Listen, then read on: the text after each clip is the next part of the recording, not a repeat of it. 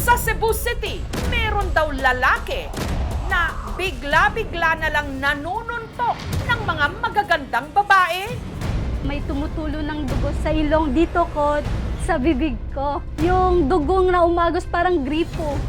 Pag naalala ko po kasi yung incident, nakakatakot. Hindi na talaga safe ngayon yung world.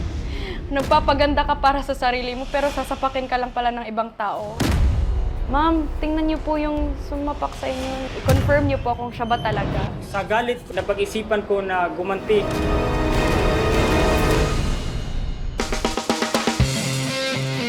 Bow our heads sa sarap ng mga dinarayong ulo-ulo recipe. Katulad ng sinampalukang ulo ng kambing ng Nueva Ecija. Naghahalo yung asim, saka yung anghang. Napakasarap. Bulalong ulo ng baboy sa Paco, Maynila. Sarap nun yung mata, parang balot. At nilarang na ulo ng isda sa Cebu. Fresh, swabe yung sarap niya. Malambot siya, yummy. Suspect sa pagkawala ng labandera at mangingisda sa Bataraza, Palawan. Tukoy na! Nandoon po sa pangad, tapos dito tad-tad po siya ng pangil. Yung pinaka-tiyan po niya, yung butas na po talaga. Yun na po nga, yung hinala po namin. Ginatangay ni Lolo. Yung lulo kasi na sinasabi namin, ma'am, yung buhaya.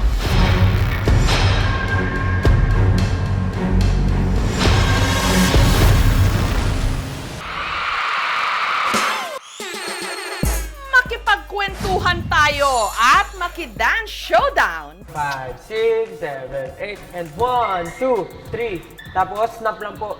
6. Yan. To be honest po, Miss Jessica, hindi ako marunong sumayaw. As in, parehas pong kaliwa yung pa ako. Kay Stel ng SB19, paano ba siya nagkaroon ng heavenly voice? Alamin din natin ang kanyang pinagmulan. Responsibilidad ko po na dapat may matulong po sa family kasi ako po yung panganay. Pwede ba kitang tanungin ng mga kontrobersya? May surprise. May surprise? O, ayaw niya nagugulat.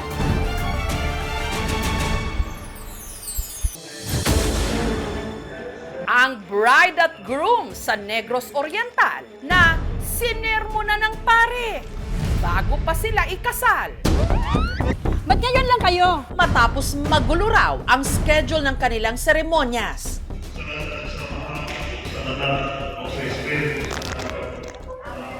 So, akala ko practice lang kasi mabilis eh. Ayun na pala yun. Dali naman. Ang bride at groom, eksklusibong magsasalita sa KMJS. Sabi nung staff sa simbahan niya, late na kayo. Doon ka na. Parang pinaalis niya yung papa ko.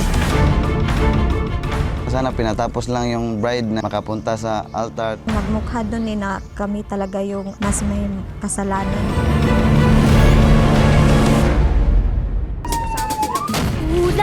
What was that? Ito ang Tacloban na dinatnan namin. Isang masamang panaginip. I survived! Ang ganda ng driver ko. Hindi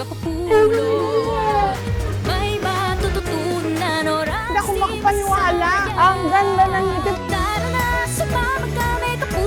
Ako po ang inyong kapuso. Pero so sweet. Mabuhay from the Philippines!